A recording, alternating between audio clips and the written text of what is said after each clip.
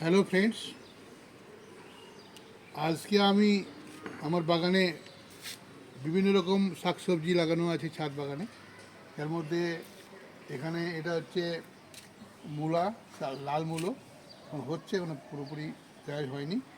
এটা হচ্ছে আপনার আহ, এটা হচ্ছে সরষে শাক, আর সরষে শাক হারভেস্টিং করব। হ্যাঁ, আর সাথে সাদা মূলো ওই সাইডে আছে, এটা আমরা দেখিয়ে দিই। সাদা মূলোটা আছেন, এই সাদা মূলোটা হারভেস্টিং হবে আজকে।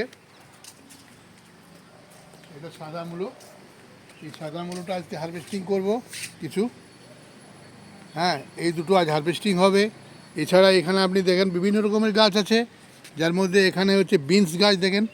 তবে এই ফলটা আপনার এখানে আমরা আজকে এই সাদা যে ইয়ে কী বলে আপনার মূলা, সাদা মূলো হারভেস্টিং করব, আর সাথে আপনার সরষে শাক হারভেস্টিং করব আজকে। তো গাছ অনেক ঘন আছে, তাই জন্য হারভেস্টিং না করলে ফলন ভালো হবে না বলে হারভেস্টিং করবো আজকে।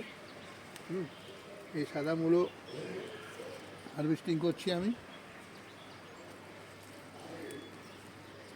এই সাদা মূলো, এগুলো আমার এখানে ছাদ বাগানে বিনা রাসায়নিক সার প্রয়োগ করে এই গাছ করা হয়েছে। এই আপনার পাতা শাক যত আছে, মূলো, গাজর, এই সমস্ত আমরা করেছি।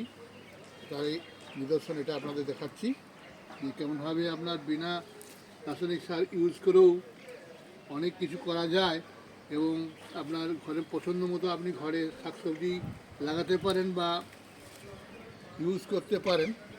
তার উদাহরণ আপনার দেখাচ্ছি। এটাই হচ্ছে আমার ছাদ বাগানের মেন এগ্রিকালচার। আপনার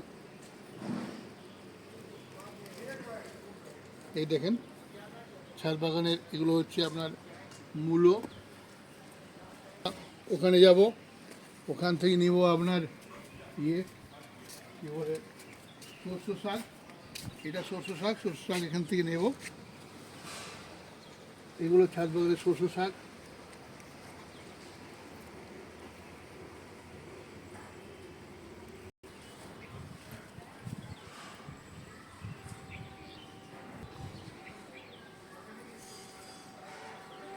এই হলো সরষে শাক।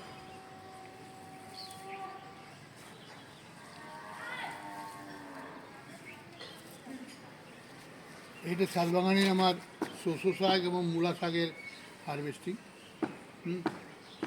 দেখেন এই কেমনভাবে বিনা রাসায়নিক সার ইউজ করে কেমনভাবে আপনার করা যায়, তার এক ছোট্ট উদাহরণ আপনাদের সামনে পেশ করেছি।